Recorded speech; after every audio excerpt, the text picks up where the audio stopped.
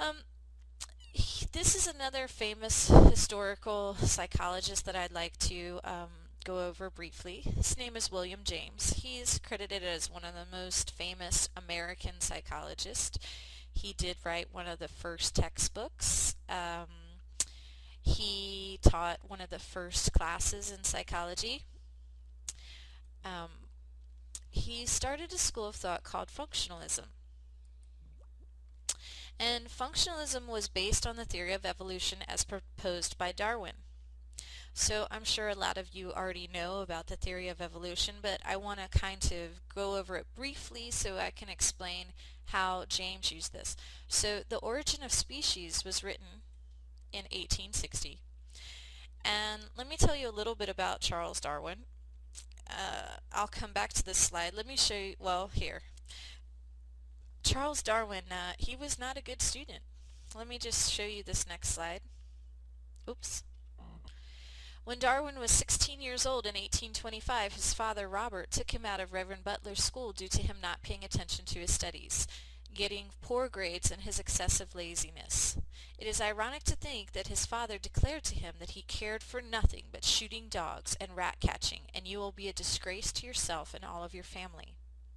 Darwin left Butler's school as an entirely unremarkable student, and none of his instructors marked him out as possessing any noteworthy abilities.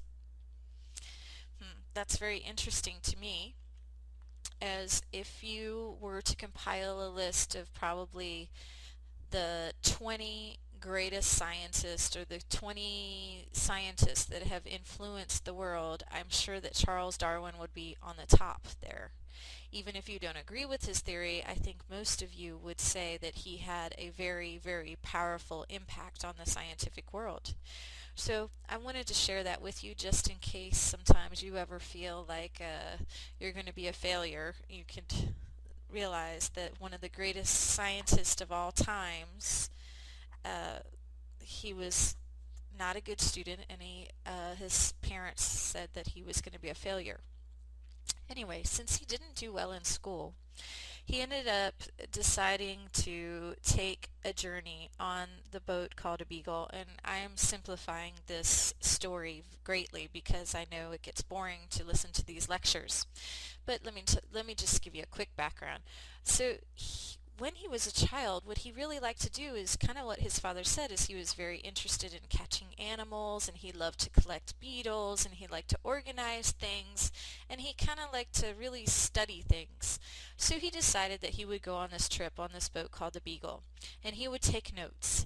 And so one of the places that he went to was the Galapagos Islands, and the Galapagos Islands is a chain off the coast in between kind of North America, South America, kind of more of the Central America there. And what he would do is he went there and he just studied the animals. He just took lots and lots of notes. But when he studied them, he saw some interesting things. So he's on an island chain, which is a group of different islands. And on one of the islands, he saw these turtles with they had a humpback shell, like a big arch in their shell, and they had a long neck. Then he would go over to another island in the island chain, very close to the island that he had originally studied these turtles on, and it was the same exact species of turtles, but these turtles on this island over here, they had shorter necks, and they did not have the humpback shell. And so he was kind of wondering to himself, now why would the same species of turtles on two different environments have very different looks to them? And this started for him to think. So kind of what he came up with after long pondering is that the environment changed it. So on the island where the turtles had the long neck and a big humpback shell, there were lots of other little animals. And since there were lots of other little animals, they would all get the food that was located down low. So the turtles that did not have the longer necks would die. But the turtles that had longer necks naturally, they could reach above to reach the higher food. And therefore, since they lived, they also had sex and procreated, and so eventually they turned into a group of turtles that now had long necks and a humpback shell to accompany these long necks. Whereas the turtles with the shorter necks and the not humpback shell, they lived on an island where they didn't have to fight for their food. It was not they anybody could survive because there weren't other little animals on that island, and so they did not have to. All of the turtles could survive, and you didn't just have turtles with long necks surviving. So he also found differences between birds in his studies. But anyway, that's basically his theory of evolution, is that it's survival of the fittest, that we will adapt to what our environment throws at us, and only those of us who can adapt well will survive and go on to procreate. So William James, he liked this theory. We're going to find out that also Sigmund Freud liked this theory. A lot of psychologists, a lot of scientists heavily believe in this theory. However, I know it's very controversial for many of you. So William James, he took Darwin's theory about survival of the fittest and he tried to apply it to behavior.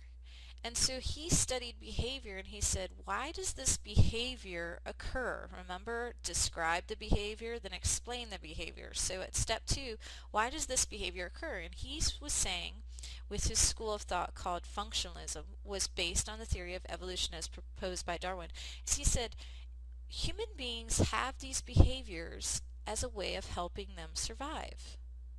So, for example, when we see emotions, he says that emotions help us to survive, that we have these universal emotions and that they actually, what their role is to help us to survive. So he tried to explain all kinds of behavior and the way it helps us to survive. Here's one that might wake you up. So if I ask a lot of my classes, ladies, how do your friends describe men sometimes? And they usually say, oh, men are dogs. And then I ask the men, I say, men, how do your friends describe ladies? And they'll say, oh, they're just gold diggers, they just want your money, things like that. So those are common remarks that I get out of my classes. I don't know if you agree with them or not agree with them. So when we say a man is a dog, a lot of times what they're saying is men want multiple sexual partners. And when they say women are gold diggers, they're saying that women want a man with high status that has money that can take care of her. Well, this would fit right in with William James's theory. Is he would say the reason why we find that men want to have more sexual partners. By the way, this guy named Buzz, he's a very famous current psychologist now. He went to many different cultures, I believe 80 is the number, and he asked men, how many sexual partners would you like to have in the next year?